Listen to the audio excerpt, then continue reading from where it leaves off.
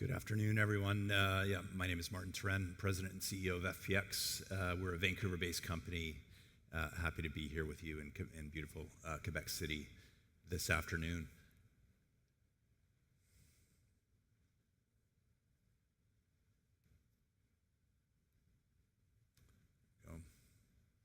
Okay, so FPX is focused on the development of the large-scale Baptiste nickel project, which is located in British Columbia.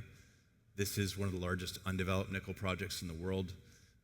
When in production, this will be one of the 10 largest nickel producers in terms of contained nickel volume per year, with a mine life of close to 30 years and operating costs in the bottom quartile of the cost curve. The nickel price today is around $8.50 a pound. I'll talk a little bit more about nickel later on. It's been a sector that has been really ignored by investors due to oversupply and relatively low LME price over the last several years. However, we are seeing the signs of green shoots emerging in nickel, and we think the time is right for investors to be turning their attention to nickel as we see a strong future ahead for the commodity. The Baptiste nickel project is located in really almost the geographical center of British Columbia. We're 80 kilometers west of the Mount Milligan mine, which is owned and operated by Centerra Gold, and about 200 kilometers north of the Blackwater mine, which underpins the operations of Artemis Gold. This is a project that we discovered, formerly had a major company partner in earlier years, regained 100% ownership of the project in 2015 and have been advancing it ever since. Have since introduced 3 large corporate strategic investors in our registry, which I'll touch on in a moment. We're well positioned, I think, to ultimately see this project in the hands of one or more international players in the nickel space, from an operator side, from a downstream refining and consumption side. And ultimately, our job here is to advance the project through feasibility study, through permitting, and ultimately place the project in the hands of the right project partner. This is a novel style of nickel mineralization, neither a sulfide nor a laterite. The nickel is contained in a mineral called a awaraowite. This is a non-sulfur bearing form of nickel. There are occurrences of awaraowite in dozens of countries around the world. This is the first deposit of its type to have been discovered, delineated, and advanced to this stage. Many different advantages that this new novel style of nickel represents. First and foremost would be the ease of processing and recovery. We're able to achieve significantly higher recoveries than similar grade nickel sulfide deposits. That's due to the magnetic characteristics of awaraowite.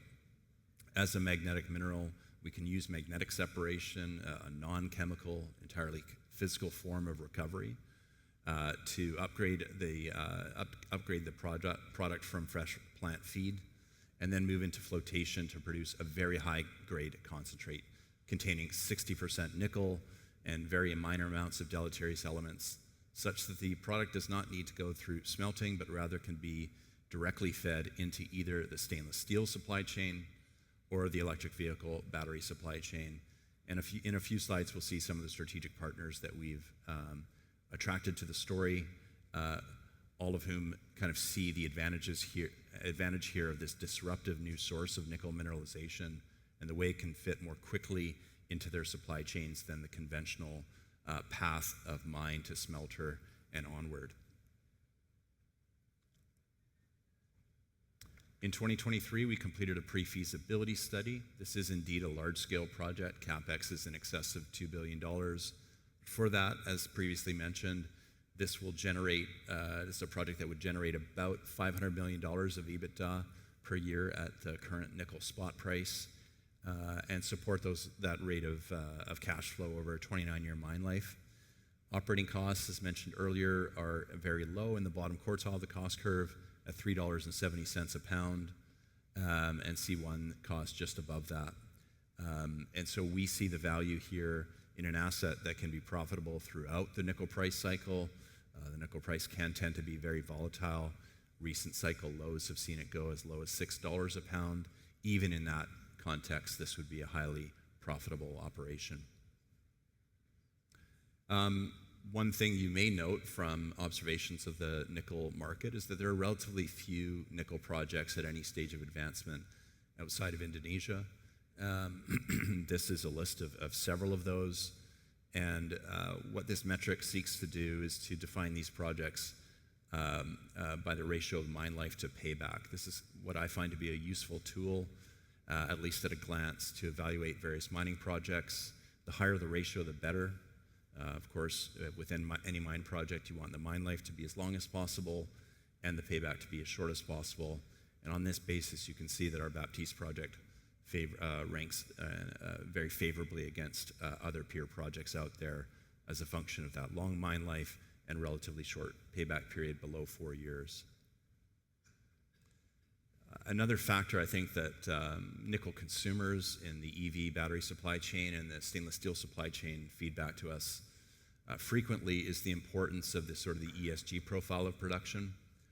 This is not something that's kind of reflected in a visible market premium at the moment for how LME contracts are priced in the market. But we do see that in bespoke conversations around offtake agreements that the carbon profile and the ESG profile of nickel production matters quite a lot. And on that count, being in Canada, having easy access to very low cost green hydropower helps to position us very low on what I call the carbon curve. You'll see that some of the nickel production globally right now in places like China and Indonesia, there are CO2 emissions in excess of 69 tons of CO2 for every ton of nickel produced. We're really at the opposite end of that curve. 1.2 tons of CO2 for every ton of nickel produced would be peer leading in the space. And it is what has played a large part in helping us to attract those large international investors, which I'll describe in a moment. As a critical minerals project at a relatively advanced stage of development, we certainly see ourselves as well aligned with the Canadian government's critical minerals strategy. We've received close to $4.5 million of funding through 2 different grant programs over the last few years, and have a high degree of engagement with federal officials around the project. Similarly, in terms of British Columbia, we were recently named by the province as a major priority project. We're the only junior mining company with a critical minerals project to have been included on that list. Having just entered the permitting process earlier this year, we see that inclusion or that being cited as a major priority project to be very important. It really reflects, I think, the technical and economic viability of the project, reflects the quality of the corporate partners that we have, and perhaps most importantly, the deep and respectful relationships we have with the First Nations involved in our project. With the submission of our initial project description in January of this year, we did start the journey of the environmental impact assessment process. We have now made it through the first 2 interim milestones of that process and envision this project being at a FID and through completion of permitting by 2030. As part of that process, 8 First Nations have been identified as being participants in the project, and we take a lot of pride in foregrounding those relationships and the drive towards genuine partnership with those nations as being fundamental to the ultimate success of this project. I mentioned just now our entry into the environmental assessment permitting process in British Columbia. This process has both a federal and a provincial dimension. However, British Columbia has a long-standing agreement in place with Canada that allows for what is called substitution. That provides BC the opportunity to stand in for Canada to conduct the vast majority of the review on behalf of the federal government. That then serves to lessen a duplication of review and really speaks to efforts by both the province and the federal government to achieve greater efficiency and streamlining of these processes.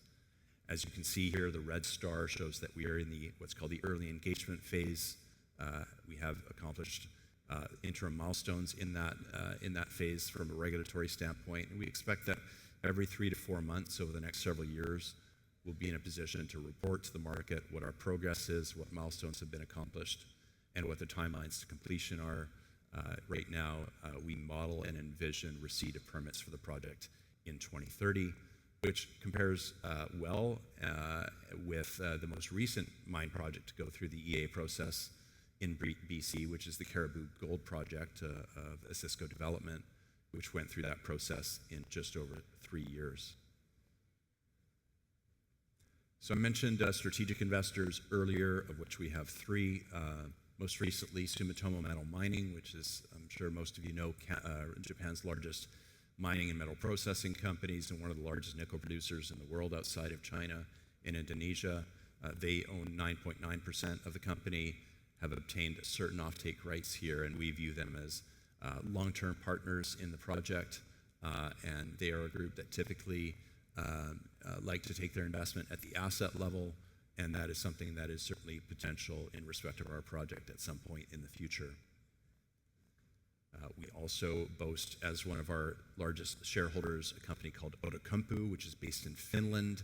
This is Europe's largest stainless steel producer, very focused on producing the world's lowest carbon stainless steel.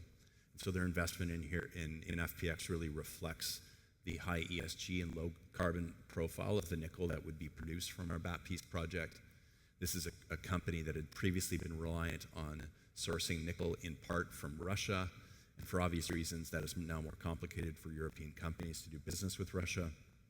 It really speaks to the kind of the security of supply narrative that I think is fundamental and oftentimes kind of overlooked in our space. These downstream users of nickel have signaled and have already actioned a willingness to provide capital to see projects in allied countries like Canada advance, and we expect to continue to see that capital to flow upstream to us in order to advance our project with the end goal of delivering nickel units to our allied partners in Europe and in Japan. Sitting outside of our main focus on our Baptiste nickel project, which is as mentioned in the permitting process, we also have active exploration efforts underway with JOGMEC, which is an agency of the Japanese federal government. This joint venture now is just entering its 4th year and is designed for the Japanese and FPX to work together to find the next generation of awarenite nickel deposits. The Japanese are particularly attracted in the ability of these awarenite nickel deposits to produce concentrates that can go into the electric vehicle battery supply chain. We have last year announced our first joint venture project with JOGMEC. The project is called Advocate. It's located in Newfoundland, and we hope to have news to the market in coming weeks about an initial drill program there. We have high confidence in our ability to make a major new nickel discovery to be confirmed through the drill bit this summer in Newfoundland. So please watch out for that news in coming weeks and months. Our share price has moved up a little bit here over the last 6 months or so, really in sympathy with positive movement in the nickel price. The nickel price is up about 25% over the last 6 months, and that's really due to very concerted efforts by the Indonesian government to start to constrain nickel supply coming out of that country. Indonesia currently accounts for about 65% of global nickel supply. And several policy initiatives have been undertaken by Indonesia to limit the amount of nickel mining, to increase royalty rates and ore prices, such that both limit the number of nickel units coming out of the country, but also structurally increase the cost curve of nickel in country as well. So the market is starting to, I think, see these rational behaviors by the Indonesian government. As the largest producer of nickel, you would expect that they would take steps to ensure that they can maximize value of their reserves, and they are starting to do that now, which is leading to this positive environment for nickel that we're seeing. Current market capitalization at today's share price, just below 50 cents, is around 150 million Canadian. Management and board own about 14% of the company, and our 3 strategic investors, including Sumitomo, Outokumpu, and a third group, which is confidential, which remains confidential at this time, have been the primary funders of the company. Proud to say that in the 10 years that I have been the CEO here, we have never issued a warrant in any financing, and we try to create an environment whereby investors can feel comfortable to buy shares in the market, knowing that we will not be, issuing, financings on punitive or overly dilutive terms in the future. Also worth mentioning briefly here, the Sprott Nickel ETF, NIKL, which trades on the NASDAQ, which has become an important shareholder as well. We are one of the few nickel companies in that index, and it certainly helps to, I think, magnify moves in our share price. And to the extent that we continue to see robustness in the nickel price going forward, we expect that. We expect that programmatic buying in the ETF to enhance share price performance to the upside here going forward. Thanks very much for your attention.